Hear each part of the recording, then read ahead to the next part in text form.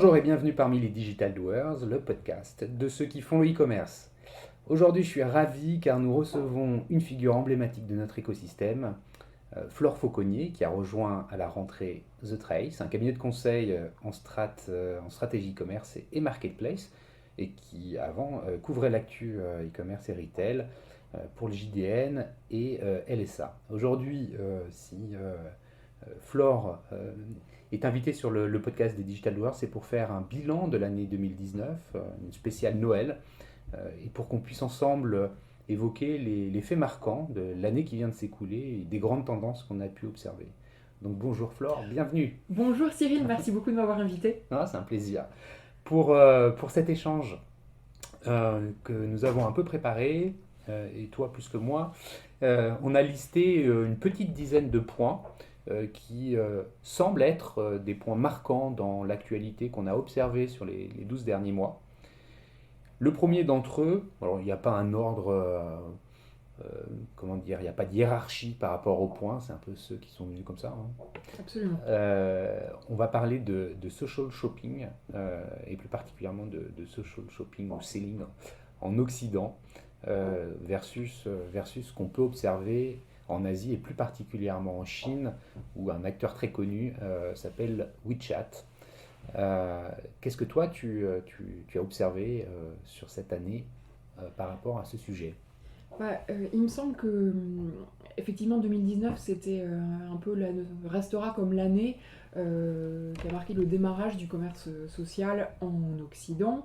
WeChat, ça fait des années maintenant qu'il y a énormément d'activités e-commerce dessus, et on se demandait quelle forme ça prendrait chez nous, ou quelle forme ça prendrait pas, ou si ça aura lieu ou pas. Et on a vu des initiatives de Pinterest qui permet d'acheter des produits dans l'app aux États-Unis depuis 2015, de Snapchat qui teste ça aussi depuis 1 an et demi.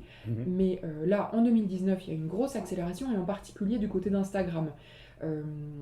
Il proposait déjà de pouvoir intégrer des fiches produits, donc proposées aux marques et aux marchands, mais maintenant il propose d'envoyer des flux de catalogue produits sur Facebook, et c'est synchronisé avec Instagram.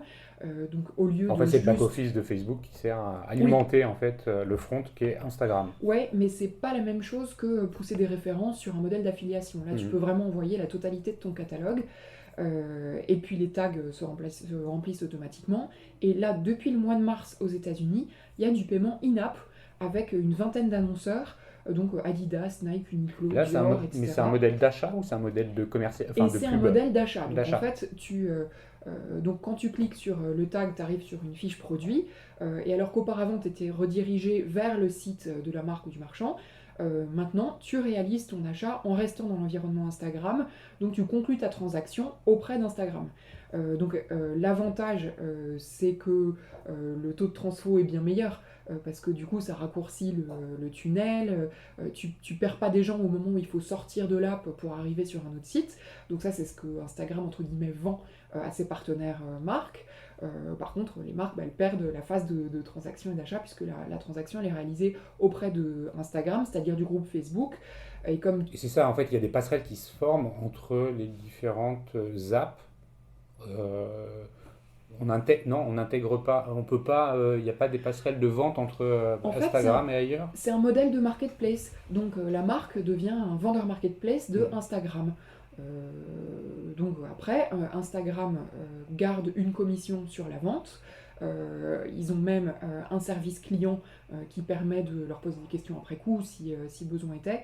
Donc c'est-à-dire que formellement, ça ressemble toujours à Instagram et pas à une marketplace à la Amazon. Mais en fait, le modèle n'est plus un modèle au CPC, c'est un modèle de commission avec des marques qui sont vendeurs marketplace. Et aux États-Unis, ça fonctionne très bien, puisque c'est le patron de Adidas qui disait, il faisait le bilan de son premier trimestre e-commerce.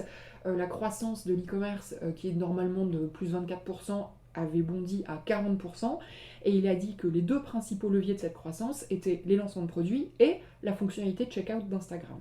Donc, a priori, c'est quelque chose qui fonctionne très bien, en tout cas là-bas. Et voilà, du coup, le checkout est aussi en test ici. Et ça, c'est...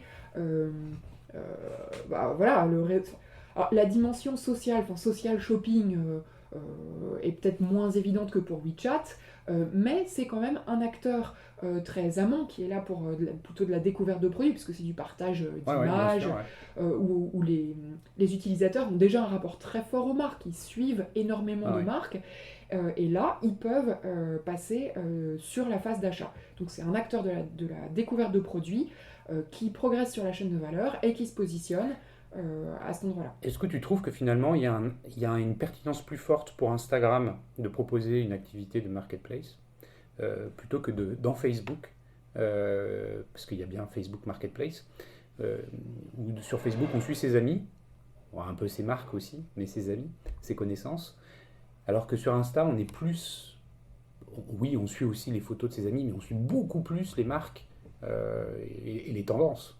Mais c'est vrai que Instagram, ça s'y prête vraiment très très bien.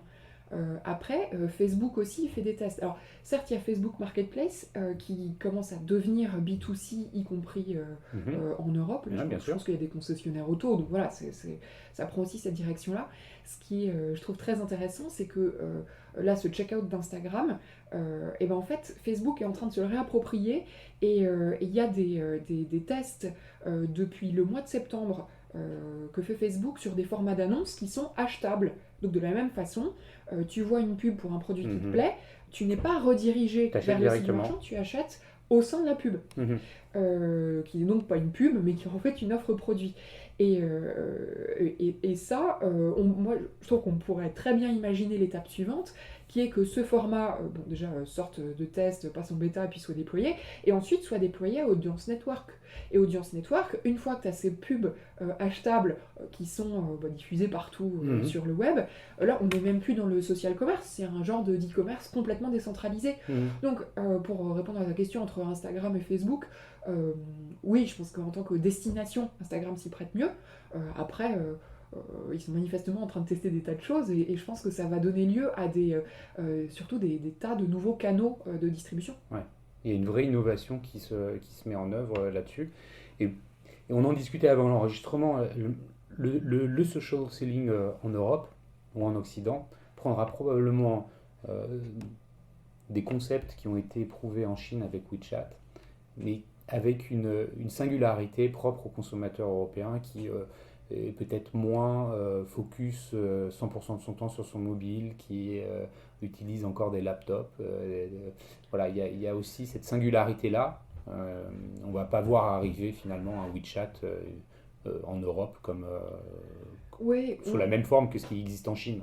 en fait, c'est vrai que ça fait des années qu'on se dit que ça va arriver, le social commerce, on ne sait pas très bien sous quelle forme. Autour de 2011, on imaginait qu'il y aurait des F-boutiques, je ne sais pas si tu te souviens, les Bien sûr. Facebook boutiques Ouais. absolument partout. Bon bah non.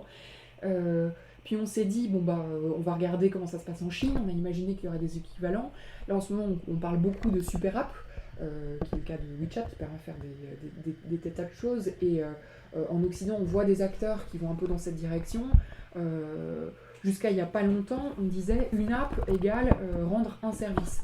Et puis là, finalement, on est en train de rapatrier des tas de services sur une seule app. Alors, c'est le cas de Uber qui est en train de rapatrier des tas de choses enfin, des tas de fonctionnalités sur une seule app.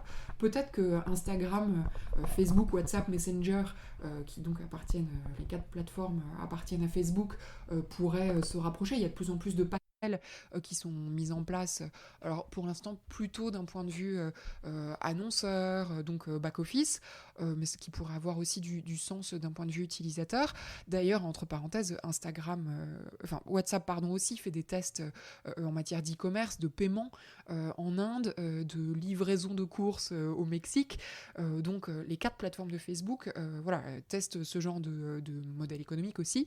Donc voilà, après, ça prendra, il n'y a pas de raison que ça prenne la même forme que WeChat. Je pense qu'on adoptera ce qui nous arrange. Hmm. Même les QR codes où on se disait, bon, bah, ça a fait Hmm. flop, bah, ça me surprendrait pas complètement qu'ils reviennent parce qu'ils peuvent avoir tout à fait leur utilité. Par contre, ils seront peut-être pas omniprésents comme en Chine. Hmm. Donc on a un social shopping selling qui est en train d'émerger, qui est en train de s'adapter aussi aux attentes des consommateurs en Europe. Ça nous amène sur un second point qu'on a évoqué, qui est celui plus de Google Shopping. Ouais, bah c'est vrai Google que Shopping, Actions. et de Actions, qui est c'est quand même dans les grosses plateformes mondiales, donc, enfin américaines, qui avancent vers l'e-commerce. Il y avait Instagram, mais il y a quand même aussi beaucoup Google, puisque là, en début d'année en France, donc en mars, puisqu'ils l'ont annoncé à e-commerce one-to-one, Mhm. sont apparues des annonces d'un nouveau format, puisqu'elles sont achetables. Donc Google a un peu présenté la chose en disant non mais c'est surtout pour le vocal commerce parce que ça permettra d'avoir une expérience plus fluide, etc. Mais en réalité, comme le voice shopping, c'est pas encore des ventes On va en parler monstrueuses, après. en tout cas en Europe.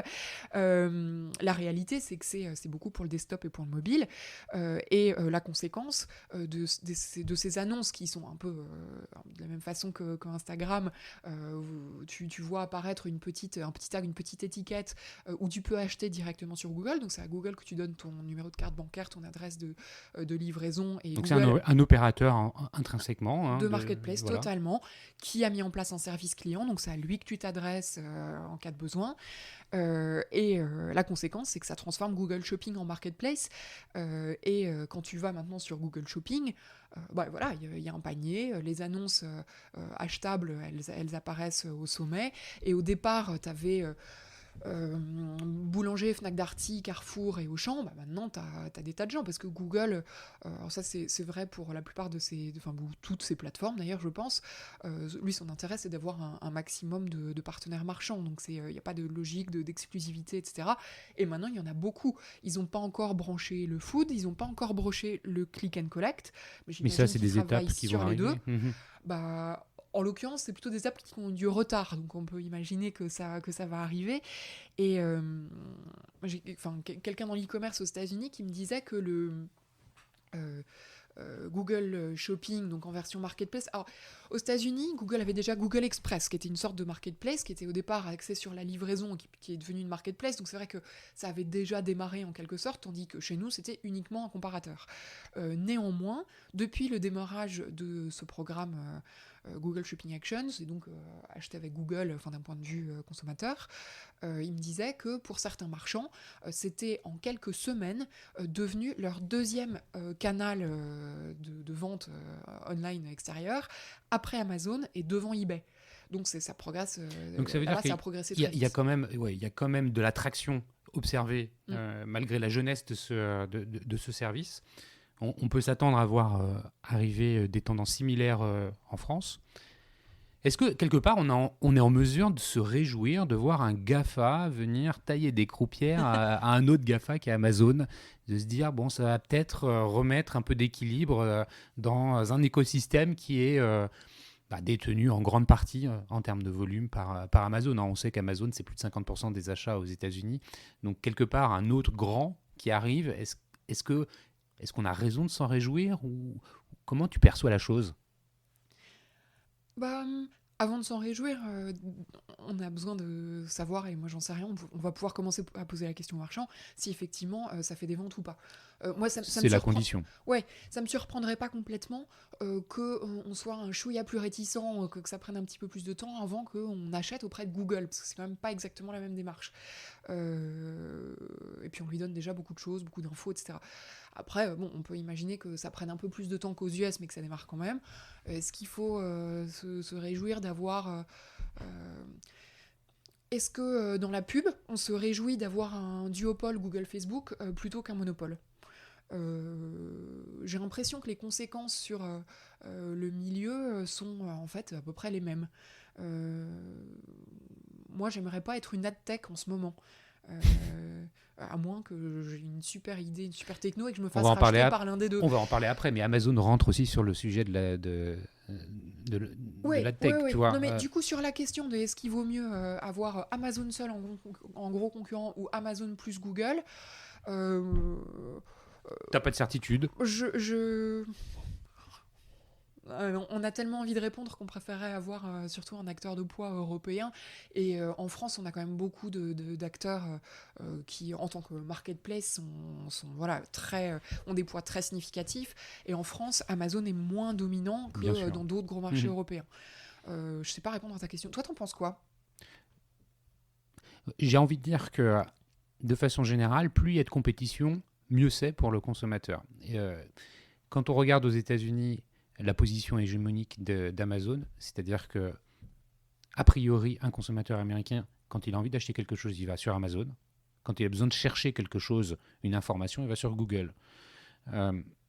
Le fait qu'il puisse avoir une alternative, je me dis, quelque part, c'est mieux pour le marché. Mais je n'ai pas une conviction forte. Après, tu faisais référence, quand on préparait cette interview, aux retailers, tout simplement. Parce que, encore une fois, c'est eux qui sont pris en tenaille par rapport à ce type d'acteurs. C'est-à-dire que il y a un truc bien, c'est que à minima, Google n'est pas concurrent direct. Donc ça, c'est... Enfin, voilà, si je suis un marchand, à minima, je me dis ça. Après, c'est un acteur de plus qui va me désintermédier. Donc, ça pose des tas de questions aussi de coûts d'acquisition. Sur Google, c'était trop élevé. Tout le monde s'est reporté sur les marketplaces. Sur les marketplaces, ça devient très compliqué de se faire une place. Google devient une marketplace. Hop, le vase est retransversé dans le vase, dans le vase précédent. Je pense qu'il faut apprendre à ajuster au mieux, avoir des bons outils d'attribution. Après, Google, Amazon, c'est un acteur de plus qui désintermédie. À chaque fois, il y a un acteur qui désintermédie. Il y a Facebook avec Instagram. À chaque fois, c'est un GAFA.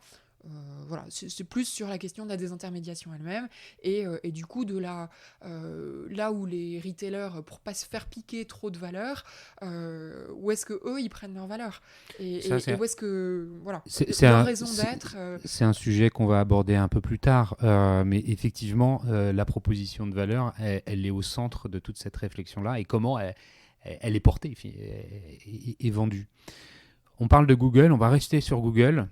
Et on va passer sur le voice commerce. Pourquoi ? Parce que c'est un acteur parmi d'autres dans la voix, l'utilisation de la voix. Il y a Alexa. Tu étais propriétaire d'une enceinte Alexa qu'on a dû débrancher parce que sinon elle n'arrêtait pas de chercher des requêtes quand elle entend son nom. Mais voilà, le sujet du voice commerce, il est évident qu'en 2019, il a vraiment éclos. On en entend parler beaucoup. Il y a plein de questions qui se posent sur le référencement par rapport au voice commerce. Tu me donnais un exemple tout à l'heure qui était assez intéressant. Oui, c'est-à-dire que même si on voit qu'aux États-Unis les ventes décollent, en France ça arrivera quand ça arrivera. J'ai quand même l'impression qu'il y a une commodité hyper utile pour tout ce qui est réapprovisionnement, les achats du quotidien. Ou, franchement, moi, me connecter sur un site pour aller racheter du thé ou du sopalin, mais ça m'intéresse pas. Je préfère demander à un assistant vocal. Voilà, c'est réglé en une demi-phrase. Par contre, quand tu dis rachète-moi du café, tu dis rachète du café grand-mère.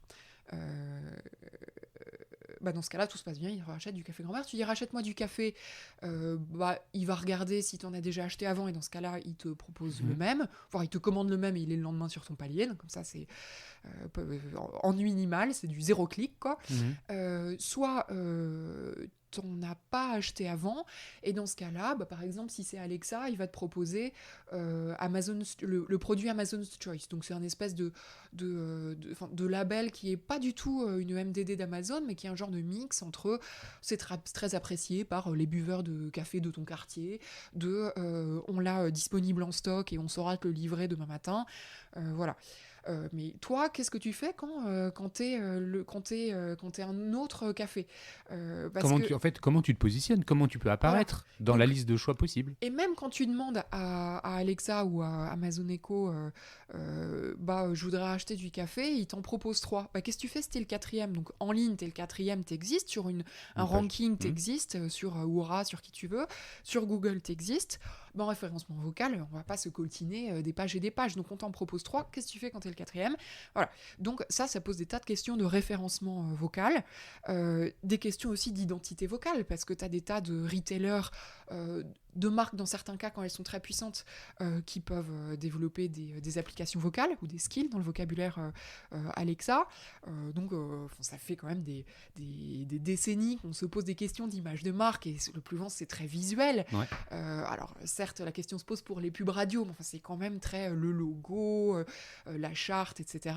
C'est quoi une identité vocale? Donc tout ce genre de questions vont devoir trouver une réponse assez rapide, et je pense qu'il y a des tas de retailers qui se mettent là-dessus, pas du tout pour faire des ventes, mais pour débuter leur courbe d'apprentissage, parce qu'il y a un jour où ça aura été utile de s'être Oui, parce que acculturé là-dessus. typiquement, les enjeux, tu prenais l'exemple du café, Alexa est connecté à Amazon, mais il y a d'autres vendeurs de café.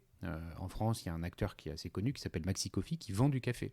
Et comment lui va pouvoir émerger par rapport à ce canal de vente, je ne sais pas si on peut l'appeler comme ça, mais du moins ce donneur d'ordre dans les requêtes pour trouver quelque chose. Est-ce que c'est exclusivement sur Amazon ou est-ce qu'il faut le paramétrer pour qu'il aille voir ailleurs? Et auquel cas, est-ce que le site qui vend du café a une interface qui permet de recevoir les commandes vocales? C'est là qu'on voit que la désintermédiation est encore plus forte sur le commerce vocal. Quand tout à l'heure on évoquait Instagram et Google Shopping, en fait on parlait beaucoup desktop et mobile, mais là sur le commerce vocal, comme notre interlocuteur c'est Amazon ou Google, en fait ce qu'il y a derrière c'est plus notre problème. Donc le vendeur sur Google il peut encore exister, mais vaguement. On peut Maxi Coffee, Oui. ils peuvent développer une application vocale. Après, il faut que tu sois quand même sacrément fan de ce marchand-là pour aller dire à ton Google Assistant de downloader l'app parce que c'est que auprès de lui que tu vas acheter ton café. Donc ça, c'est Donc quand même mal engagé pour eux, quoi. Ouais, l'intermédiation, en fait, par rapport au commerce vocal, c'est quasiment un passage obligatoire. Du moins dans un premier temps. Sauf quand tu es en très très gros et que dans ce cas-là, peut-être que c'est quand même ton intérêt parce que tu fais tes courses de toute manière chez Carrefour, tu as ta carte de feed et que tu as beau passer par ton Google Assistant, ben en fait tu lis tes deux comptes parce que tu veux engranger des points Carrefour, utiliser tes vouchers, etc. Mais quand tu es un petit vendeur, c'est plus compliqué. Ouais, et quand tu es un retailer et quand tu es une marque, c'est encore autre chose. C'est encore un autre problème. Maintenant, moi, j'aime pas les sodas, mais j'ai cru comprendre que quand t'aimais le Coca, t'aimais pas le Pepsi. Alors, on va savoir pourquoi. Après, c'est effectivement la force de la marque. Donc ça, c'était le point sur le voice commerce. Et on a commencé à l'aborder en filigrane de nos premiers échanges. Le retail tech. Alors, quand tu as préparé ça, tu as dit des choses assez drôles. Entrer dans l'acte 3 des partenariats retail et tech. Acte 1, jamais de la vie. Acte 2, moi le premier. Bon, là, on a parlé de l'intermédiation. Et là, on va se concentrer sur un sujet qui est plus précis, qui est les partenariats entre les retailers et les grands acteurs tech. Les grands acteurs tech. C'est vrai que il y avait une phase où tout le monde se demandait qui concrètement allait dealer avec Amazon sur le food. Puis c'était en faire entrer le loup dans la bergerie. Enfin, là, tu parles de l'histoire avec Monoprix. Voilà. Et puis, acte 2, il y a Monoprix qui signe. C'était le début de l'ère des partenariats retail et tech. Auchan avec Alibaba, Carrefour avec Tencent. D'ailleurs, je ne sais pas de ce qu'est devenu ce partenariat, mais voilà. Donc, il y a eu pas mal de partenariats. Et en particulier, quand c'est Amazon, on regarde toujours ça de façon compliquée, parce que à la fois, on se dit... c'est faire entrer le loup dans la bergerie, et puis juste après Monoprix, finalement il y en a pas mal qui se disaient ouais, mais en fait quitte à ce qu'il y en ait un, autant que ce soit moi. Enfin ça c'était l'argument de Régis Schultz quand il a signé. Et du coup là on est quand même je pense qu'on commence à avoir suffisamment de recul sur ces partenariats pour juste regarder concrètement ça leur a apporté quoi, ou retiré quoi, ou coûté quoi, et finalement toutes ces enseignes qui ont signé avec Amazon, parce que si ça marche avec lui, ça marchera avec les autres. Enfin, il peut y avoir des... voilà, c'est quand même avec Amazon en tant que concurrent que ça pourrait être le plus problématique. Et quand on regarde les partenariats d'Amazon avec les enseignes, il y a des partenariats de nature très diverses. Vous pouvez avoir des consignes automatiques dans vos magasins. Bon, alors, cas typique, hein, ça, il y en a plein en Amazon France. Lockers. Voilà, les Amazon Lockers, donc il y en a chez Leclerc, donc voilà, il y en a dans quand même pas mal d'enseignes. Juste pour repositionner ce que c'est que les Amazon Lockers, c'est la possibilité de faire livrer ta commande. Ta commande Amazon. Ta commande Amazon directement dans une consigne que tu vas aller... Avec un code, voilà. Et les consignes, on les met de préférence dans des lieux de passage. Et du coup, quand Leclerc héberge comme ça des lockers, ils se disent que les gens qui viennent récupérer leur colis vont en profiter pour venir faire des courses. C'est ça un peu le deal. Alors après, il y a un loyer, etc. Mais c'est ça l'intérêt qu'on imagine. Et aux États-Unis, il y a l'enseigne de grands magasins Kohl's, qui a été parmi les premiers à avoir comme ça des lockers Amazon et qui a mesuré premièrement l'incrément de trafic en magasin. En fait, ils ont mis ces lockers à Los Angeles et à Chicago. Par contre, il n'y en avait pas dans les autres villes où ils avaient des grands magasins. Donc, ils voyaient que les courbes étaient les mêmes sur ces deux villes et ailleurs. Donc, voilà, ils avaient étalonné le système, disons. À partir du moment où ils ont mis les lockers, ils ont vu qu'il y avait plus de gens qui venaient... tu me disais 9%, c'est ça ? Ouais, dans leur... Alors, il y a deux choses. Il y a le trafic et il y a ensuite transformer ce trafic. Donc, le trafic, c'était quelque chose comme... c'était dans ces eaux-là. Et ensuite... ils ont pu mesurer que ce trafic, ils arrivaient à le transformer et ils ont enregistré 9% de nouveaux clients supplémentaires au lieu de 1% en dehors de Chicago et Los Angeles. Ça, c'était le benchmark. Enfin, voilà. Donc, plus 1%, c'est bien, mais plus 9%, c'est beaucoup mieux. C'est beaucoup mieux, et donc, voilà, pour démontrer que il y avait effectivement du trafic apporté par les lockers Amazon et qu'ils arrivaient à transformer ce trafic en nouveaux clients.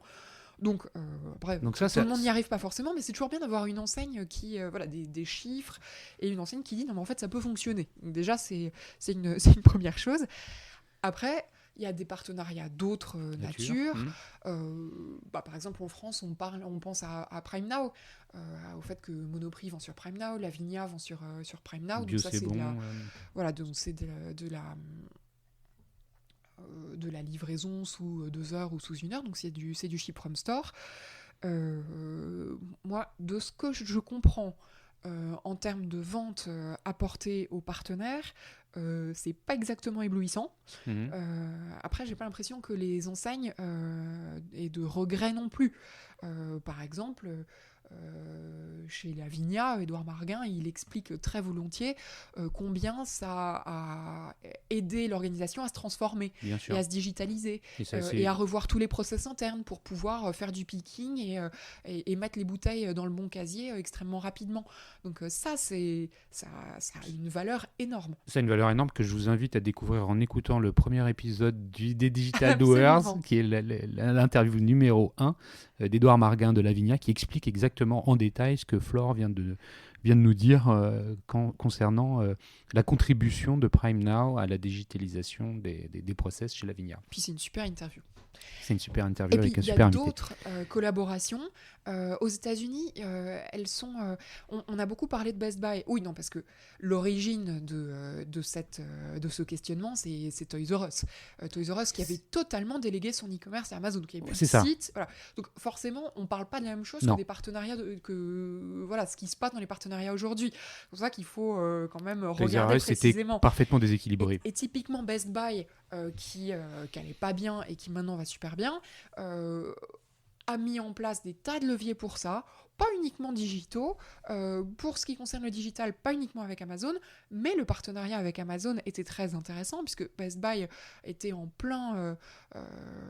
train de subir de plein fouet le showrooming de toutes ces enseignes, un peu high-tech, électroménager, etc. Best Buy, c'est un peu, on va dire, le Darty américain. Voilà. Et donc, au lieu de subir le showrooming, il a fait l'inverse. Donc, il a dit à Amazon et à d'autres marques, moi, je vais vous faire des corners pour présenter vos produits chez moi. Tout d'un coup, il y avait un lieu pour voir les devices hardware d'Amazon. Donc il est devenu, alors certes le showroom d'Amazon, en fait ça lui a plutôt réussi, et ces corners de marque avec en plus des escouades de conseillers qui pouvaient venir chez vous, regarder, étant donné votre installation, on vous conseille de mettre plutôt tel device, plutôt tel autre, ah ben on vous le raccorde, toute votre domotique, votre IoT, etc. Et donc tous ces services en plus, et notamment les partenariats marques, et en particulier celui avec Amazon, parce que les devices Amazon, encore une fois, on les voyait à peu près nulle part, ça lui a beaucoup réussi. Donc voilà, encore un cas de partenariat avec Amazon qui a bénéficié à l'enseigne. Et qui est intéressant parce que ça va dans le sens d'un rapprochement du monde digital et du monde physique. Hein. Ça, on a pu, enfin, c'est pas nouveau, hein, mais on l'observe de plus en plus aujourd'hui. Et puis on en reparlera un peu après. Alors, il y a quand même une chose, c'est que on regarde à l'instant T et on dit les partenariats, quand ils peuvent être faits intelligemment, et dans ce cas-là, profiter à tout le monde, donc en particulier aux retailers. Après, on regarde à l'instant T, et la réponse sera pas forcément la même dans 2 ans.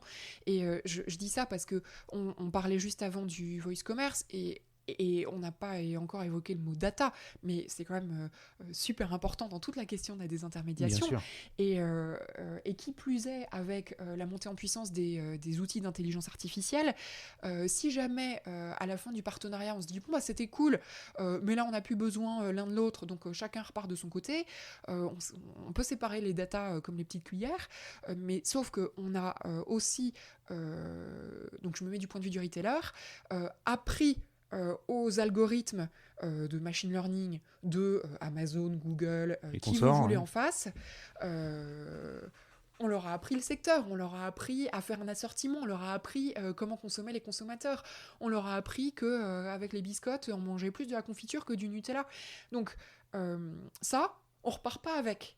Parce que les algorithmes, pour le coup, ils sont chez le quand on parle de plateforme, et c'est pas une question de GAFA, d'américain ou peu importe, on peut avoir ses propres algorithmes, on peut avoir des partenaires qui sont pas concurrents ou qui essayent pas de nous intermédier, mais en tout cas, au moment où on se quitte, on ne sépare pas on sépare pas la data de toute manière, mais on ne peut pas reprendre l'apprentissage. Et le plus souvent, on l'avait pas fait nous-mêmes. Il est resté chez le propriétaire de l'algorithme. Donc ça fera envisager très différemment les partenariats retail et tech à partir de maintenant. Ouais, c'est un point très intéressant que tu soulèves, effectivement. Justement, restons sur les places de marché. On a identifié qu'il y avait vraiment beaucoup de sujets sur les marketplaces. Ouais, c'est vrai qu'on le voit depuis le début. Elles sont quand même omniprésentes dans notre discussion. Ça revient régulièrement. Ça s'explique par beaucoup de choses. Mais là, tu me disais finalement, en fait, les marketplaces, elles deviennent de plus en plus incontournables. Il y a des vrais enjeux, hein, on va en parler, mais c'est vrai que il y a une prédominance qu'on peut observer des marketplaces dans le marché. Oui, alors à la fois, ça fait un moment qu'on entend parler de marketplaces, qu'on les voit progresser en audience dans les classements Médiamétrie Fevad, qu'on voit des nouvelles marketplaces, et on voit Mano Mano par exemple, qui a une trajectoire magnifique. On voit des tas de retailers, même ceux qui avaient attendu un peu longtemps, ça y est, ils y vont. Même les petits, par exemple, Alltrix, donc un petit site marchand autour de l'univers du vélo et du running, qui a lancé sa marketplace et qui a lancé le fulfillment en même temps, c'est-à-dire des services de stockage et d'expédition pour ces vendeurs marketplace. Donc les marketplaces sont en train de se développer chez des tas de catégories d'acteurs, et donc y compris des plateformes type Google et Instagram qui prennent cette forme pour exister en e-commerce. Donc ça, d'un point de vue, c'est pas nouveau, mais le fait que la croissance de l'e-commerce passe maintenant beaucoup par là, et qu'il n'y ait plus d'acteurs, plus de gros acteurs sans marketplace, change pas mal de choses. Alors d'abord, je pense que sur la courbe d'expérience des marketplaces et aussi des consommateurs, il y a tout bêtement des enjeux de... nous, chez The Trace, on accompagne quand même beaucoup d'acteurs qui lancent ou qui améliorent la performance de leur marketplace. Les enjeux de service client, et en particulier de livraison et de retour, sont hyper centraux. Donc quand vous êtes un retailer qui est un peu attentif depuis toujours à la qualité de son service client et qui essaye de faire les choses bien, et vous n'avez plus le choix, vous faites une marketplace, et puis, c'est pas vous n'avez plus le choix, c'est pas forcément défensif, hein, vous y voyez votre intérêt. Comment est-ce qu'on gère la livraison, les retours? Est-ce qu'on fait une articulation avec les magasins? Et ça, c'est d'un point de vue métier et business, donc pas du tout technique, c'est quand même une question hyper qui est centrale. problématique et pour laquelle il n'y a pas encore de réponse super simple. Alors, il y a des acteurs, des startups, je pense à Reverse.io qui peut aider, mais les modèles sont quand même en train toujours de se mettre en place. Il y a toujours un moment qui paye quoi. Donc voilà. Et côté vendeur, on en parlait un tout petit peu tout à l'heure, mais les coûts d'acquisition sur Google sont devenus tels que c'était peut-être plus intéressant aussi de développer les marketplaces. Maintenant, comment est-ce qu'on fait pour surnager dans l'offre des marketplaces? Parce que c'est quand même une bataille de tous les instants pour récupérer la buy box, c'est-à-dire... Donc la buy box, c'est sur Amazon, en fait, maintenant toutes les marketplaces ont ça pour un produit. La marketplace met en avant un vendeur. Il n'y a pas toute une liste de vendeurs. Après, vous avez accès aux autres, mais il y en a quand même un qui est préconisé par défaut. Ouais, bien sûr. Donc tout le monde ne peut pas obtenir la buy box. Qu'est-ce qu'on fait pour surnager dans des offres de millions de références? Eh ben, on achète de la visibilité. Et ça, c'est encore des postes de coût pour les vendeurs marketplace ou les marques, les marchands, etc. C'est une ligne de revenus supplémentaire pour les marketplaces. Mais du point de vue coût d'acquisition, c'est les nouveaux AdWords. Oui, parce qu'en fait, c'est intéressant ce que tu dis. Et on avait commencé à en parler un peu plus tôt dans l'interview. Mais jusqu'à présent, il y avait un moyen pour les vendeurs, en allant sur les marketplaces, c'était de lâcher entre 15 et 20% de marge à la marketplace, et puis être un carrefour d'audience qui permettait d'écouler des volumes. Donc finalement, il y avait un calcul qui était fait, et ils disaient c'est 15 à 20% sont justifiés, il y a un plan, il y a un business, et puis je m'en sors dans une certaine réalité économique. À partir du moment où sur ces 15 ou 20% qui sont lâchés de marge, il faut rajouter, je ne sais pas combien, 5, 10, 15, 20% d'acquisition au sein de la marketplace, parce que finalement, on n'est plus à un carrefour d'audience, parce qu'on est tellement nombreux que le consommateur, il voit plein de vendeurs et il faut dire « coucou, je suis là ». Ça repose l'équation économique pour les vendeurs, non ? Ouais. Et du coup, tant mieux aussi s'il y a pas mal de marketplaces, parce que c'est toujours une question d'optimisation, à quelle hauteur est la commission. La marketplace elle-même, c'est quand même mieux quand elle est bien référencée sur Google, ça va dépendre des univers produits. Donc voilà, c'est... bon, il y a sans arrêt des nouveaux business models, des nouveaux canaux qui arrivent, on s'engouffre dedans, et puis ils deviennent matures, et puis on réajuste, et puis un nouveau modèle qui arrive, voilà. La force de l'AdWords, je mets des guillemets avec mes doigts sur Amazon, c'est qu'a priori, l'audience qui voit ta pub, elle est inscrite dans un processus d'achat. C'est-à-dire qu'elle est a priori vachement plus près du checkout que quand elle voit une pub ailleurs sur Google, quand elle fait une recherche. Ah oui, absolument. Donc le taux de transfo, il est probablement supérieur. Enfin, c'est ce qu'on peut espérer. Oui. Après, moi, je ne sais pas évaluer la concurrence entre deux vendeurs sur une référence pour arriver en tête de ranking. Ouais, ça, c'est... Voilà, reste à voir combien ça coûte. Mais c'est... voilà, en tout cas, c'est un nouvel enjeu des marketplaces. Et les marketplaces, donc on le voit, en fait, deviennent un écosystème à elles-mêmes. En tant que tel, et qui dit écosystème sous-entend assez rapidement régulation. Ouais, et là c'est vrai que ça a été un peu leur fête ces derniers temps, en particulier au niveau européen, puisqu'il y a le règlement européen Platform to Business qui a été adopté en juin. Donc les règlements, il n'y a pas de transposition en droit national, voilà, ça s'applique. je crois 1 an après l'adoption, et qui régule le rapport de force en fait entre l'opérateur de marketplace et les vendeurs. Donc sur différents items, sur l'information qui est donnée aux vendeurs, en particulier sur les critères qui sont pris en compte dans les rankings, dans les Margrethe Vestager qui est la commissaire européenne à la concurrence, qui est à l'origine de tous ces questionnements et régulations en Europe, s'intéresse aussi aux plateformes qui prennent des informations des vendeurs pour ensuite améliorer leur propre business et éventuellement lancer leurs propres produits. Donc ouais, il y a beaucoup de questions là-dessus. Et puis il y a celle de la fraude à la TVA qui a réémergé dans la presse là il y a quelques jours, qui est assez bon, la fois marrante parce que bon, on la découvre pas complètement dans le secteur. L'info est connue de tout le monde depuis longtemps. Voilà, on sait aussi que les colis typiquement qui pourraient arriver de Chine, bah, ils arrivent un par un, donc c'est pas une histoire du douanier qui a pas ouvert le container, c'est quand même plus compliqué que ça. Après, les chiffres dans cet article étaient assez étonnants. 98% des vendeurs marketplace qui déclareraient pas la TVA, ça me paraît un petit peu fou parce que bon, il n'y a pas tant que ça de vendeurs hors UE, et puis certes il y a des histoires de seuil, mais enfin il y a aussi beaucoup de gros vendeurs. Voilà. Bon voilà, effectivement il y a des seuils en dessous desquels on n'est pas obligé de déclarer la TVA, et puis une fois qu'ils sont franchis on est obligé. Est-ce que c'est un élément de réponse? Bon, c'est vrai que c'est surprenant ces chiffres de 98. Amazon. Ouais. Bon. Bah, si on fait un bilan 2019, c'est toujours intéressant de regarder ce qu'il fait, quoi. Ouais. Et tu me disais, en fait, en préparant cette question, finalement, Amazon, on se rend compte d'une chose, c'est que c'est un modèle digital qui reprend quelque chose qui existe depuis très longtemps dans la grande distrib. Oui, c'est... On est toujours très attentif, on l'attend beaucoup au tournant, parfois à juste titre, et puis là par exemple tous ces derniers mois, enfin depuis 1 an, j'ai noté pas mal d'initiatives qui montrent que Amazon essaye de déporter ses coûts auprès de ses partenaires vendeurs et fournisseurs, voire de capter leur valeur. Bon, quelques exemples rapidement.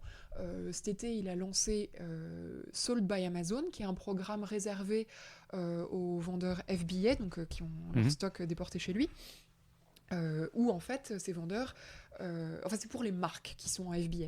Et ces marques lui délèguent la fixation de leur prix, ce qui leur permet de s'assurer... Enfin, elles n'ont pas à checker 10 fois par minute qu'il n'y a pas un revendeur qui leur a piqué la buy box, donc ça leur permet de garantir que elles, qui sont à l'origine du produit, elles ont une forme de sérénité quant à ce canal de vente. Donc ça, c'est vachement bien. Après, je ne doute pas que Amazon s'y retrouve. Autre chose sur le Prime Day qui était super intéressant, donc la journée de promo qui est mi-juillet aux États-Unis, sur les références alimentaires, Amazon a demandé aux fournisseurs de financer en fait les pertes générées par... Alors, les promotions, par exemple, imaginons un vendeur de café, puisqu'on est dans le café, il fait moins 30%, donc c'est pour lui, c'est lui qui décide de faire moins 30%. Par contre... ça coûte cher à expédier, étant donné que le café en question, il coûte 2,50 $. Et ce coût-là, de stockage, d'expédition, etc., auparavant, c'était Amazon qui l'assumait, et maintenant, il demande aux marques qui sont fournisseurs alimentaires de assumer cette perte qui pourrait intervenir au moment du Prime Day. Ouais, c'est-à-dire qu'ils se couvrent, ils veulent pas être ils veulent pas être en déficit. Alors, ce qui est intéressant, c'est que ils ont en revanche supprimé les frais de, je sais pas comment ça s'appelle, des genres de frais de placement pour avoir le droit de participer au Prime Day, mais qui était un coût fixe, donc en fait, qui était du revenu pour Amazon. Donc ils préfèrent avoir un petit peu moins de revenus, mais être sûr de ne pas faire trop de pertes. Donc, ça aussi, ça en dit sûrement long sur la stratégie d'Amazon aujourd'hui, alors qui n'est pas sur la rentable, mais qui est en tout cas maintenant plus sur la croissance rentable qu'auparavant sur la croissance. Et puis, il y a toutes les histoires de produits, typiquement, ce sont les packs d'eau qui sont très lourds, qui ne coûtent pas grand-chose, donc tous les produits que Amazon appelle crap, qui veut dire, c'est de la daube, qui signifie... Ils veulent plus livrer. Can't realize a profit, et ça...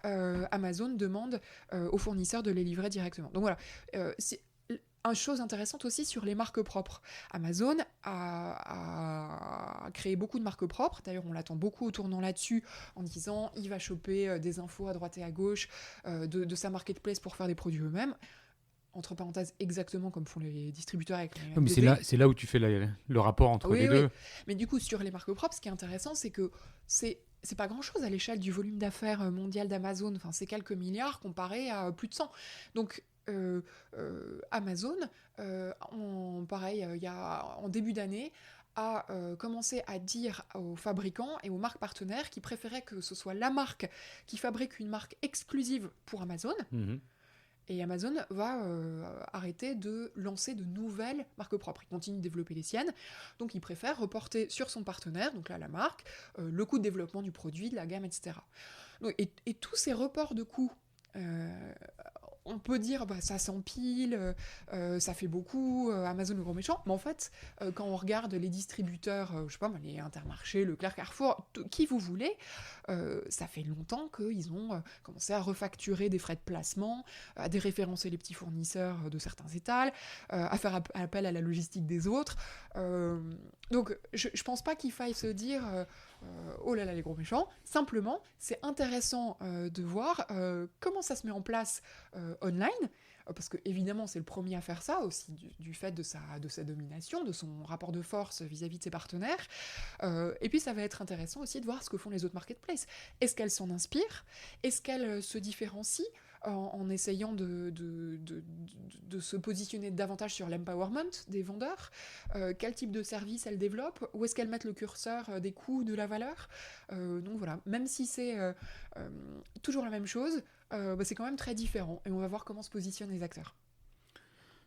Effectivement, il y a un bon nombre de questions encore à se poser. D'ailleurs, ça nous fait passer sur autre chose que les marketplaces, parce que l'année 2019, on le voit, les marketplaces, le sujet marketplace est presque redondant. On en parle beaucoup, mais concentrons-nous sur peut-être une alternative au marketplace que représentent les DNVB, donc DNVB pour Digital Native Vertical Brand, qui sont illustrés en France par des marques très connues comme par exemple le slip français, Teddy Bear, Made.com, enfin voilà, pour en citer juste quelques-uns. Est-ce que c'est la solution? Ça dépend pour quel type d'acteur, évidemment. Après, c'est un peu le diagramme de porteur qui doit avoir 20 30 ans, j'en sais rien, où tu peux te positionner sur le prix, sur la qualité ou sur le service. Tu peux difficilement être bon sur les trois. Donc en fait, t'en choisis un et ça te fait ta stratégie. Donc on voit typiquement que Amazon de plus en plus se positionne sur le service. Les DNVB, elles seraient plutôt du côté de la qualité. Et en fait, avec des tas de lignes qui bougent en ce moment, je pense que c'est aussi pour ça qu'on voit se renforcer des types d'acteurs davantage qu'avant. Avant, c'était peut-être les retailers qui maintenant sont attaqués de toutes parts par Amazon qui est très fort sur le service ou par des DNVB. Enfin, les retailers ne sont pas attaqués par les DNVB, mais voilà, ça peut être les industriels plus classiques qui se font prendre des points de croissance, en tout cas, ou voire de parts de marché, par les DNVB. Donc, il y a eu beaucoup de digital native vertical brand depuis Casper, Bonobos, etc. Là, on est, je pense, en train d'arriver dans une espèce de deuxième phase d'existence. Les Américains, on a vu, ont ouvert beaucoup de boutiques physiques. On observe la même chose. Cézanne ouvre des boutiques, le slip français ouvre des boutiques. Absolument. Alors, tout bêtement, on parlait des coûts d'acquisition, ça devient tellement compliqué d'exister online que le coût d'avoir un magasin devient très intéressant. Donc en termes de coûts d'acquisition, ça a complètement du sens d'avoir... c'est des showrooms plus pour Cézanne, qui en a quand même pas tripette ni en France ni sur Terre. Mais bon, il parle mais effectivement, y a des DNVB qui ouvrent des dizaines de magasins. Warby Parker sur les lunettes aux États-Unis, il y en a énormément. Donc voilà, puis on voit, je sais pas, les matelas Casper chez Target, Teddy Bear doit avoir un deal avec un retailer français. Donc on les voit de plus en plus ouvrir leur propre magasin. Alors, ça veut pas dire que finalement, certes, le magasin n'est pas mort, mais il y a quand même une chose, c'est que quand la DNVB possède et opère ses propres magasins, elle reste en maîtrise totale de ses canaux de distribution, et donc de l'expérience client. Et c'est ça qui compte pour elle. Et donc de toute la chaîne de valeur. Et de toute la chaîne de valeur. Elle a son intégration verticale, elle fait fabriquer, ou fabrique dans certains cas, disons qu'elle fait fabriquer, et ça va jusqu'à la vente. Et finalement, peu importe que ce soit digitally native, ok, elle naît en ligne, peu importe. C'est plutôt le concept d'intégration verticale et de maîtrise des canaux de distribution, online, offline, peu importe. Et du coup, quand on voit les boutiques des DNVB, quand on voit Glossier aux États-Unis, donc une marque de cosmétiques, quand tu entres dans une boutique Glossier, c'est froufrouteux, c'est rose, c'est fantastique. T'adores, toi, là. Tu me connais, je suis très très rose. Et tout est instagrammable, tu peux te prendre en photo, c'est fantastique. Donc c'est pas fait pour te vendre du gloss ou du je sais pas quoi. Quand tu vas dans la boutique de Casper à Soho, tu loues un créneau pour faire une sieste. Donc c'est vraiment une expérience client, c'est pas de la vente. Donc c'est une revisite de l'expérience client en fait. C'est une approche de la vente qui est quand même expérientielle. Mais la finalité, c'est fortifier le rapport du consommateur à la marque. Et ça après, évidemment, les répercussions, c'est des ventes, peu importe sur quel canal. Et donc, une fois qu'on a dit ça, il y a des retailers, des industriels qui s'inspirent de ce genre de choses beaucoup. Après, les DNVB elles-mêmes, ça devient quand même compliqué d'exister. Il y a des tas de nouvelles marques, de petites marques absolument tout le temps. Par exemple, sur les PGC, donc l'hygiène beauté, le food, etc., il y en a énormément. Pour exister, c'est quand même vachement sympa d'être distribué par un distributeur classique. Donc, il n'y a pas non plus d'œillères, je pense, là-dessus. Simplement, il y a un phénomène qui privilégie plutôt les petites marques, parce que les consommateurs et les millénials de plus en plus aiment bien ça, parce qu'il y a aussi une communication qui est plus rapprochée avec avec la clientèle, peut-être plus de transparence aussi, c'est le bénéfice de l'intégration verticale, le fait qu'il n'y a pas une nouvelle marque qui se lance qui n'est pas naturelle, RSE, etc. Donc voilà, après il faut quand même exister, les coûts d'acquisition font que il n'y a rien de déshonorant à travailler avec des retailers, et y compris en ligne. Et je ne sais pas pourquoi on considère qu'on peut être DNVB et vendre sur Amazon, mais pas chez Auchan.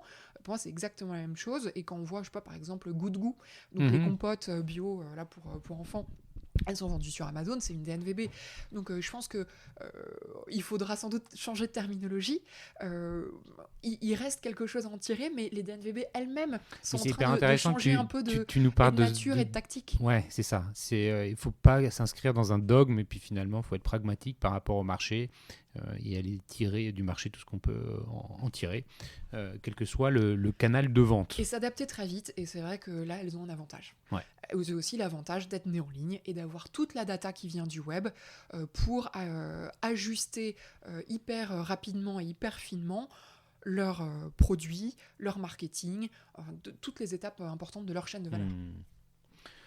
D'ailleurs, à propos bon, c'est pas une DNVB, mais c'est un disrupteur, plutôt, on va dire. On va passer au point qu'on a appelé l'acteur de l'année. Alors, c'est parfaitement subjectif. Complètement. Non, on s'est demandé si on avait un, ce serait qui ? Ouais. Et c'est vrai que moi, il y a un an, tu m'aurais posé la question, je t'aurais dit, je pense que ce sera, je sais pas, peut-être AliExpress, ou, voilà, parce qu'on le voyait, surtout avec la guerre commerciale entre les États-Unis et la Chine. On voit qu'Alibaba investit de plus en plus en Europe.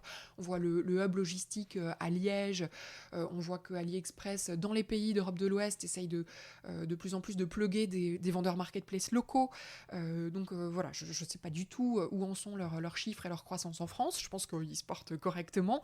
Mais de fait, moi, l'acteur d'e-commerce dont j'ai le plus entendu parler cette année, c'est Vinted.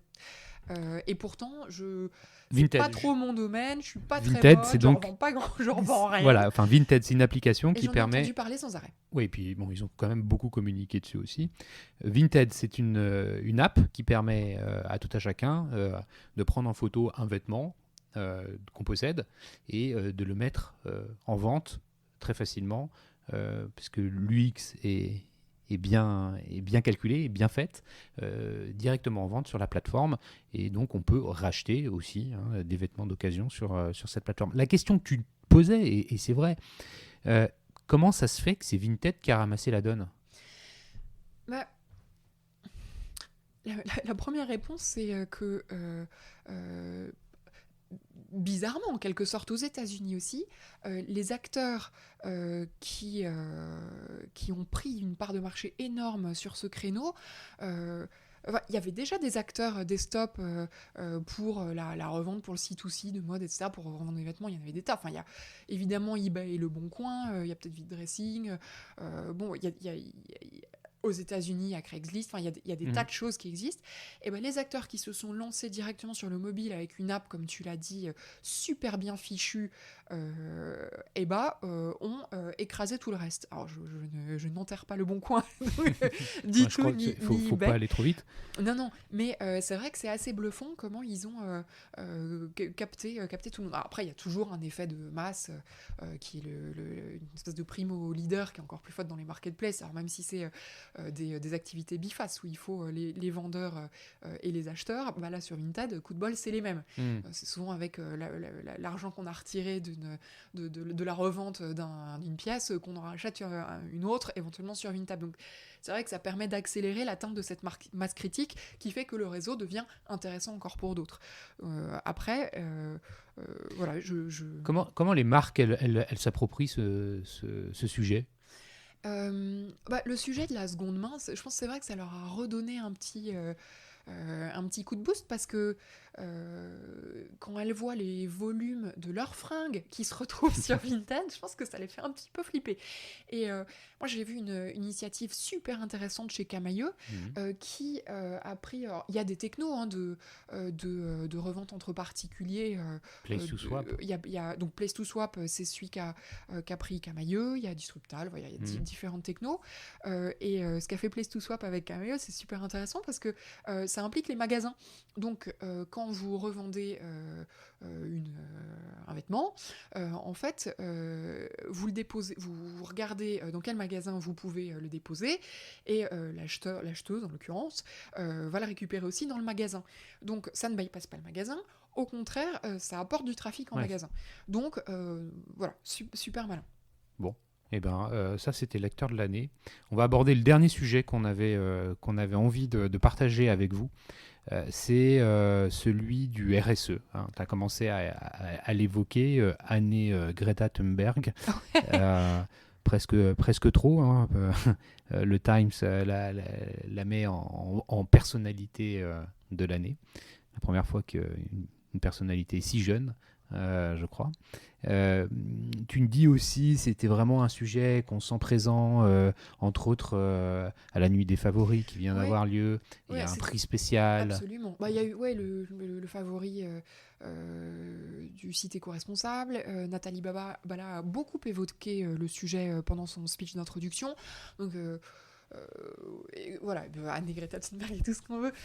On entend beaucoup parler de ce sujet. Moi, je suis franchement un petit peu désemparée parce que d'un point de vue consommateur, je me rends pas du tout compte. Je pense que tout le monde est globalement content que ça fasse partie des préoccupations. On sait pas à quel point c'est du greenwashing ou pas. On sait pas à quel point ça drive les achats des consommateurs. Manifestement, quand on est une DNVB, ça marche plutôt bien. Et puis, on voit aussi, alors je vais plutôt dans le food, ça c'est, je viens pas de LSA pour rien, mais quand on regarde l'application Yuka, quand on voit par exemple l'impact que ça a sur les ventes. Intermarché qui change aussi ses recettes. Hein. Mais d'un autre côté, ça dépend sur les ventes de quoi. Quand quelqu'un utilise Yuka pour voir sur un jambon d'une MDD qui est plein de nitrite, il le repose. Mais quand vous prenez du Nutella sur Yuka, je pense que c'est rouge vif, vous le reposez pas, vous le prenez. Donc ça n'a pas un impact sur les grandes marques nationales, par exemple. Et on voit de plus en plus de produits... Alors, bio c'est compliqué, mais enfin naturel, de demande de naturalité, etc., émerger. Et il y a une demande forcément des consommateurs là-dessus. Néanmoins, le meilleur lancement de produit de l'année en hyper supermarché sur cette catégorie PGC et frais libre service, c'est les biscuits Nutella. Et l'an dernier, c'était les glaces Kinder. Ouais, des trucs qui sont pas du tout... Voilà.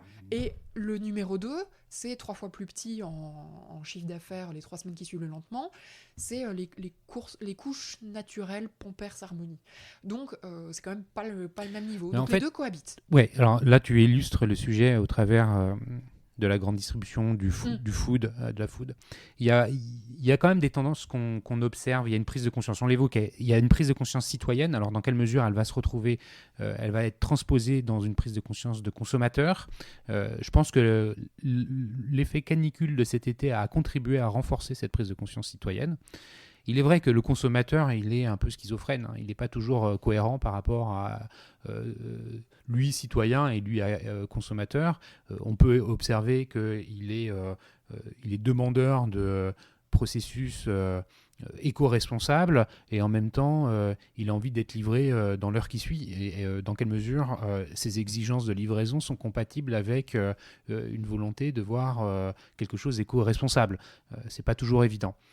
Cependant, on observe un certain nombre d'acteurs, dans le e-commerce et ailleurs, qui s'engagent réellement dans des actions concrètes autour de cette responsabilité écologique ou cette transformation, cette transformation écologique. J'ai en tête 2-3 exemples, mais celui qui me vient spontanément à l'esprit, c'est celui de Nicolas Rohr de Fago, marque donc dans le fashion. Le fashion, c'est quand même pas l'industrie qui est la plus clean de toutes les industries. Et nous sommes, nous, consommateurs, quelque part, un acteur de ça, puisque la fast fashion est quand même... c'est nous aussi qui acceptons de changer de vêtements tous les 4 matins. Donc on a une contribution directe à l'impact de la fashion. Donc lui, Fago, il fait fabriquer une partie de ses produits en Asie. Et pour les faire livrer en Europe, et plus particulièrement en France, il les fait circuler sur des trains. Donc ils viennent en train. Et Fago a un bilan carbone qui est à 0. Ok. Donc il compense, évidemment il y a des émissions de carbone, il les compense par des arbres. Il a planté plus d'1 million d'arbres, m'a-t-il dit. Et il ne les plante pas à des endroits qui sont complètement éloignés de ses consommateurs. Ça va être planté en France, parfois même dans les villes. Ils sont basés à Nantes et je crois qu'il a fait quelque chose avec la mairie de Nantes pour les planter à Nantes, des arbres. Et dès le départ, il a conçu son entreprise avec cette idée, c'est dans son ADN, de vouloir concrètement... pas faire du greenwashing, mais vraiment dans l'ADN, être un acteur responsable d'un point de vue écologique. Et ça, c'est quelque chose qui fait sens. Et je crois que c'est aussi un élément de sa réussite. Tu parlais des DNVB, pour qui ça marche bien. Et c'est un cas qui l'illustre bien. Et les autres acteurs qui sont sur le sujet, tous n'ont pas concrètement lancé des actions pour pouvoir être plus responsables dans leur commercialisation. Certains ont déjà commencé, comme par exemple Karine Schrenzel de Shop Invest, avec les 3 Suisses. Elle a revu le packaging pour réduire le volume. Cdiscount fait la même chose, par exemple en mettant dans ses camions du vrac et plus des palettes, donc on met plus de produits dans ses camions. Donc ça, c'est concret, c'est des démarches qui sont super intéressant. Voilà, qui sont au début. Donc le temps qu'il perd à charger le camion, finalement, donc ça coûte de l'argent, il le retrouve parce qu'il en met plus dans un même camion. Ouais. Tu vois. Donc il y a plein de démarches quand même qui sont entreprises. Et on est au début, et c'est peut-être quelque chose qu'on verra s'amplifier en 2020 et puis dans les années après, puisque c'est une démarche, de ce que je comprends, qui s'inscrit dans le long terme. On ne transforme pas une entreprise pour la rendre éco-responsable à tous les niveaux, parce que ce n'est pas que dans les achats, c'est tous les process de l'entreprise qui doivent être observés avec ce regard de quel est l'impact écologique de tout ça. Et et voilà, ce qu'on observe, c'est quand même il y a cette prise de conscience. Le greenwashing, je pense que c'est vraiment fini parce que les consommateurs, avec le niveau d'éducation qu'ils ont par rapport à ces sujets-là, ils l'accepteraient plus. Ils s'en rendent vraiment vite compte. Donc mieux vaut ne rien dire que de faire croire que on est vert. Et puis donc ça c'est déjà important que les entreprises cherchent plus à le faire. Enfin évidemment on pourra toujours l'observer, mais globalement il y a cette volonté d'être concret parce que le consommateur il demande de plus en plus de concret. Il reste que le consommateur est schizophrène, il veut que ce soit parfaitement clean, mais être livré le jour même. Ça, il y a encore du chemin à faire. Ah, mais le consommateur n'est pas paradoxal depuis hier matin. Hein. Non. Donc voilà un peu ce qu'on pouvait dire sur le RSE. Merci Flore pour cet échange. Merci à toi Cyril. C'était vraiment un plaisir de pouvoir repasser un peu tous les thèmes qui ont été évoqués dans cette année 2019, que ce soit dans l'actualité, que ce soit à l'occasion des différents événements, on en a cité quelques-uns, au travers des interviews qu'on peut faire. On voit bien un peu déjà qu'on est sur un marché qui est quand même très mature, puisque commencer à parler, comparer l'activité digitale avec une vieille activité qui est la grande distribution, par les RSE, c'est qu'on sent qu'on a quand même des étapes qui se franchissent. Et ça, c'est intéressant de voir tout ça. Donc merci pour la qualité de l'échange. Merci à vous tous qui écoutez les Digital Doers. Vous pouvez nous suivre sur lesdigitaldoers.com. Flore, dernière question. Si on veut te suivre, c'est quoi? C'est LinkedIn, Twitter, c'est quoi? LinkedIn, c'est très bien. LinkedIn, c'est bien comme tout le monde. Voilà, si vous voulez m'envoyer un message ou à Flore, vous pouvez le faire directement au travers du site lesdigitaldoers.com. N'oubliez pas de noter cet épisode 5 étoiles sur Apple Podcast. C'est le meilleur moyen pour booster le podcast. Merci encore et je vous souhaite une bonne fin d'année. Je vous dis à très bientôt.